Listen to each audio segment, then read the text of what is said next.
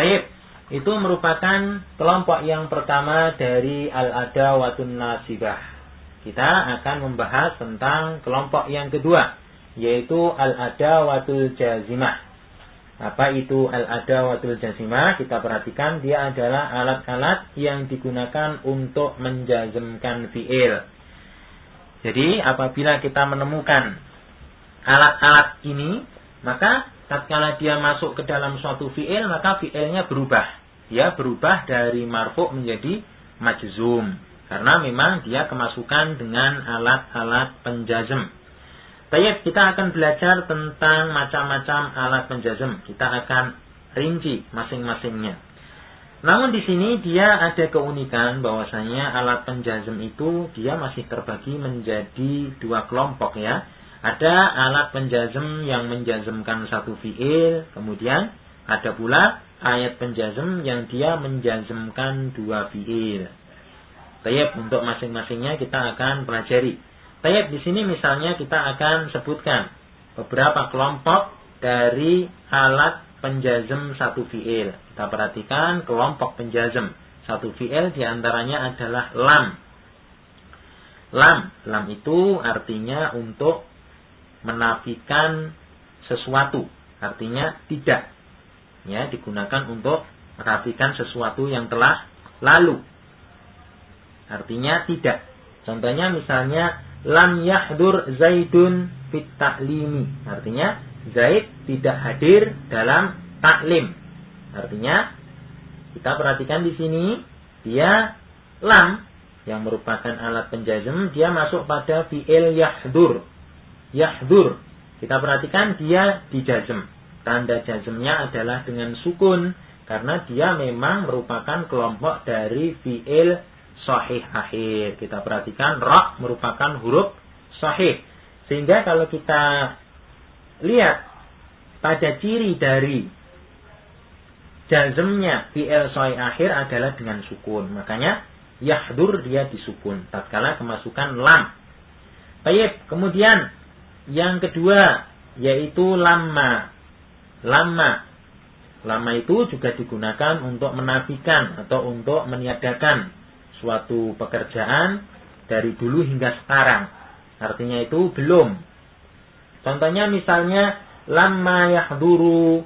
Artinya mereka belum hadir. Jadi sampai sekarang mereka itu belum hadir. Kita perhatikan pada fi'il yahduru. Kita ingat ini asalnya apa? Ini asalnya adalah yahduruna. Termasuk dari kelompok al-af'alul khamsah. Kita ingat ciri jazmnya dengan apa? Yaitu dengan hadfun nun. Maka tatkala dia kemasukan lamma, kita perhatikan nunnya dihapus. Sehingga menjadi lamma yahduru. Baik, saya kira dapat dipahami. Kemudian yang ketiga, alam. Ya, alam. Jadi, dia juga merupakan kelompok dari alat penjazm satu fi'il. Ya, artinya apakah tidak, ya apakah tidak. Contohnya misalnya alam ta'lam annal lughata al-arabiyyata mufidatun, misalnya. Apakah kamu tidak tahu bahwa bahasa Arab itu sangat berfaedah? Ya, kita perhatikan alam. Alam di sini dia masuk pada fi'il ta'lam. Kita perhatikan dia disukun. Kenapa disukun? Karena dia bentuknya jazm. Sukun tanda jazm dari fi'il sahih akhir. Kita perhatikan mim. Mim merupakan huruf sahih. Sehingga ta'lam dia disukun. Sebagai bentuk majzumnya. Baik. Kemudian yang keempat adalah lamul amr. Ya, lam amr. Lam amr itu digunakan untuk menuntut adanya sesuatu, ya, bentuk perintah ya, untuk menuntut adanya sesuatu. Misalnya kita sebutkan contoh di sini, liyukrim sahibul baiti daifahu. Misalnya, hendaklah tuan rumah itu menghormati tamunya. Kita perhatikan pada huruf li, Di sini masuk pada fi'il yukrim. Kita perhatikan yukrim dia diharokati dengan sukun karena dia bentuknya majzum tatkala kemasukan dengan lam amr.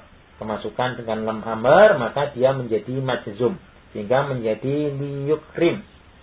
Kemudian yang kelima adalah la an-nahiyatu, yaitu la nahiyah.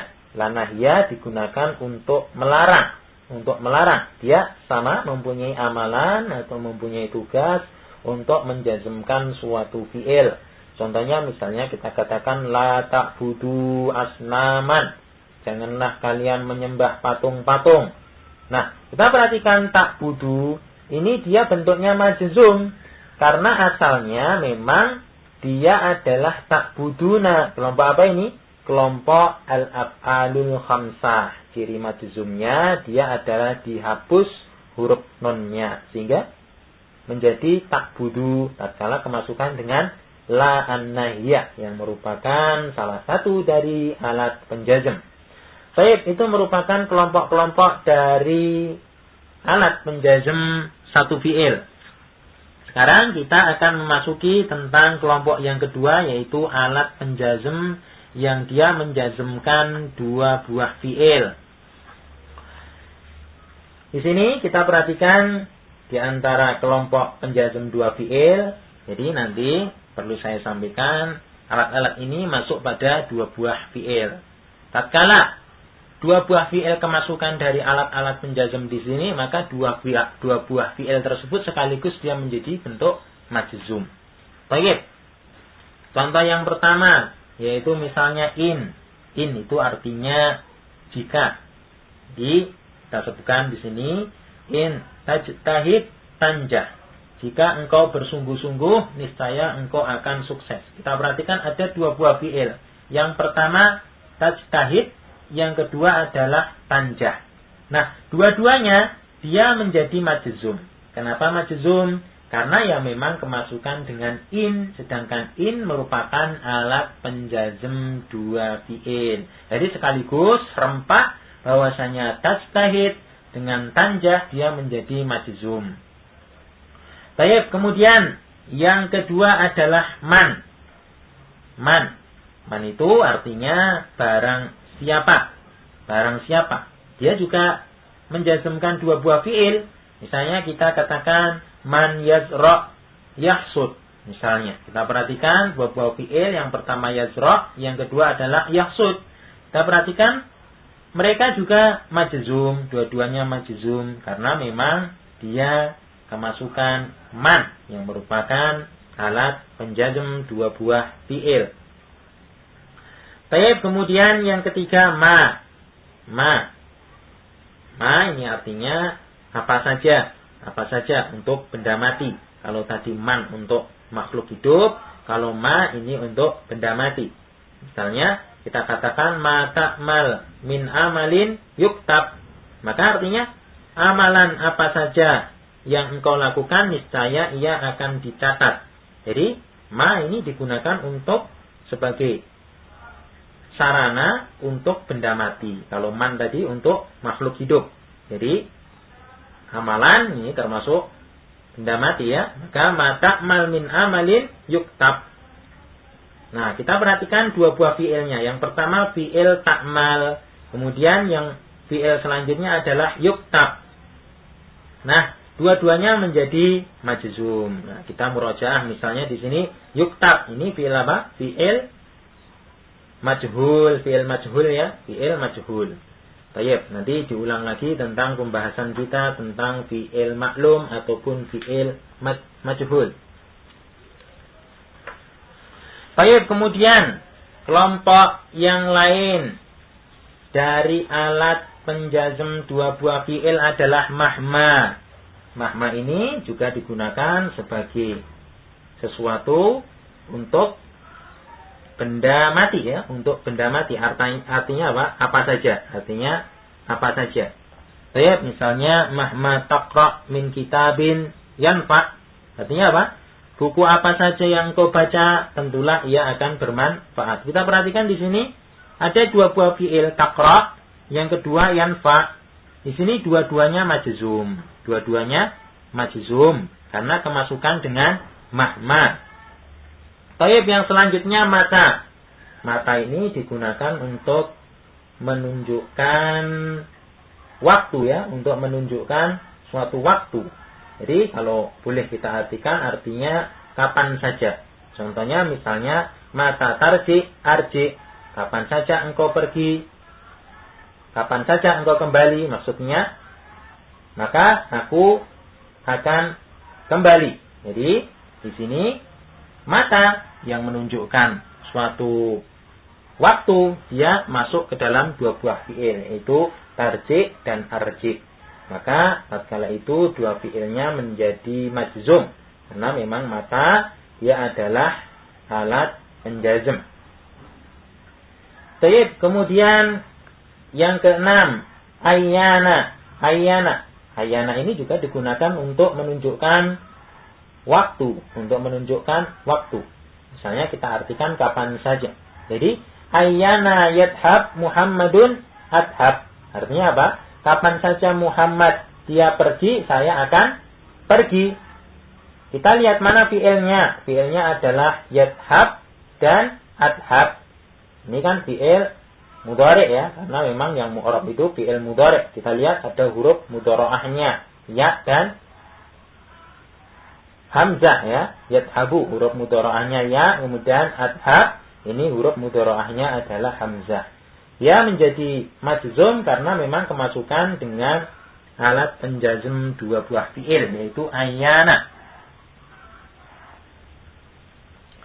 Baik, kemudian yang lain adalah aina. Aina itu untuk menunjukkan tempat. Untuk menunjukkan apa? Suatu tempat. Misalnya kita artikan di sini kemana? Kemana saja. Jadi misalnya aina tahrub aqbid, misalnya kemana saja engkau melarikan diri akan kutangkap, misalnya dia masuk pada fiil tahrub dan aqbid. Jadi fiil ini pun dia menjadi apa? Majzum karena kemasukan dengan aina. Kemudian fiil yang dia kemasukan dengan alat-alat penjazm tadi perlu saya sampaikan, dia dua-duanya menjadi majzum karena memang apa? Sekali lagi, karena memang fiil-fiil ini dia kemasukan dengan alat penjazm dua buah fiil. Jadi memang intinya dihafal. Kemudian yang kedelapan contohnya adalah haitsuma. Haitsuma ini maknanya juga untuk menunjukkan tempat ya, artinya kemana saja. Jadi contohnya kita sebutkan haitsuma tadhab at-tabi, misalnya. Kemana saja engkau pergi, aku akan ikut. Nah ini menunjukkan suatu tempat ya, menunjukkan suatu tempat. Kemana saja kamu pergi, aku akan ikut. Nah, ini juga masuk pada fi'il tadhab dan at-tabi. Kemudian yang selanjutnya kaifama. Kaifama ini untuk menjelaskan hal atau keadaan dari suatu fiil ya, keadaan dari suatu fiil. Artinya dapat kita artikan bagaimana saja. Kaifama tajlis ajlis. Kaifama tajlis. Nah, dia juga dua-duanya menjadi majzum karena memang kemasukan dengan kaifama. Bagaimana saja engkau duduk, begitulah aku akan duduk. Kemudian yang ke-10 atau yang terakhir adalah ayu.